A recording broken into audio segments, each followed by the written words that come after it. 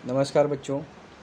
तो गणित में भाग एक हम देखने वाले हैं और वो भाग एक में जैसे आपने नववीं में पढ़ा है गणित भाग एक गणित भाग दो, वैसे ही गणित भाग एक में हम यहाँ पर विभिन्न संख्याओं या समीकरणों से संबंधित जो भी सवाल होंगे वो देखेंगे। समझ में आया? तो अब आगे देखते हैं हम लोग कि क्या दिया गया है। तो सबसे पहले आपको मैं इंडेक्स के बारे में बता देता हूँ और इसमें से जो सरल होगा पार्ट पहले वही शुरू करेंगे और उसके बारे में ही देखेंगे हम। समझ में आया? तो देखिए,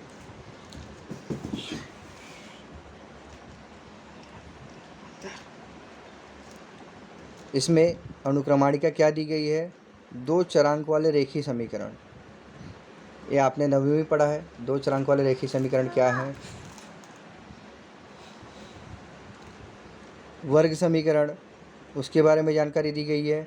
अंकगणितीय श्रृंखला, वर्ग समीकरण भी हमने 9th में कुछ पार्ट पढ़े हैं, है कि उसके बारे में अध्ययन किया है। 8वीं में भी थोड़ा अध्ययन किया था। अंकगणितीय श्रृंखला, आर्थिक नियोजन, संभाव्यता और सांख्यिकी। देखिए, अभी तो फ़िलहाल हम सब शुरू कर रहे हैं और जैसे जैसे आगे बढ़ेंगे, अगर फ्यूचर में ऐसा कुछ लगा कि भाई कोई पोर्शन कट हो रहा है तो फिर हम उसके बारे में फिर पुनः विचार करेंगे। अभी फ़िलहाल हम शुरू करते हैं। समझ में आया? तो देखते हैं। सबसे पहला हम दो चरांक वाले रेखीय समीकरण के बारे में देखेंगे। तो दो चरांक वाले रेखीय समीकरण होते क्या? दो चरांक मतलब जिसमें दो चरांकों का उपयोग होता है कि नहीं? A B X Y M N, ऐसे दो चरांक का उपयोग करके जो समीकरण बनता है उसे दो चरांक वाले रेखीय समीकरण कहते हैं।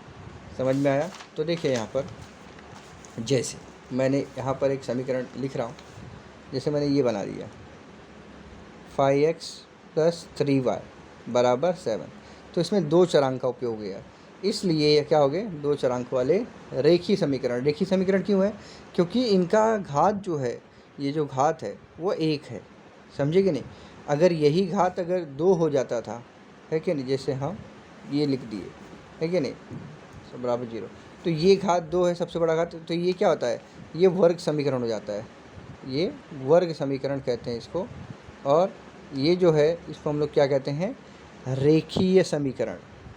जिस समीकरण का सबसे बड़ा घात होता है उसको रेखीय समीकरण कहते हैं। ओके। और अगर दो चरांक हो गया तो वो उसको क्या बोलेंगे? दो चरांक वाले रेखीय समीकरण। समझ में आया?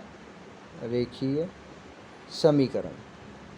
अब इतना ध्यान आया आपको कि रेखीय समीकरण किसे कहते हैं, है कि नहीं? दो चरांक वाले रेखीय समीकरण किसे कहते हैं? क्लियर?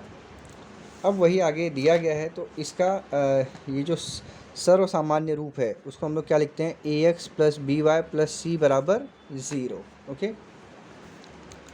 तो देखिए, ax + by + c = 0, यह क्या है? रेखीय समीकरण दर्शाने का सूत्र है। Okay, clear? ये ध्यान दीजिए। इसी के तथ्य पे हम आगे का जो भी सवाल रहेगा उसको देखेंगे। तो देखिए, यहाँ पर उन्होंने दो समीकरण बना के बताए हैं। अब यहाँ पर रेखीय समीकरण है या नहीं वो आपको बताना है। जैसे कि मैंने आपको बताया कि रेखीय समीकरण में क्या होता है? जो भी चरांक होता है उसका घातांक क्या होता है? एक होता है। तो 4m + 3n = 2 1। तो ये है क्यों? क्योंकि इसका भी एक है, इसका भी एक है। समझ में आया?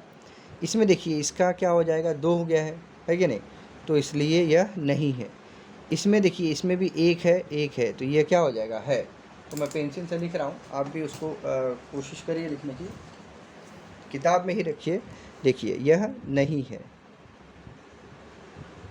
यह है, यह भी है। क्लियर? यह भी है।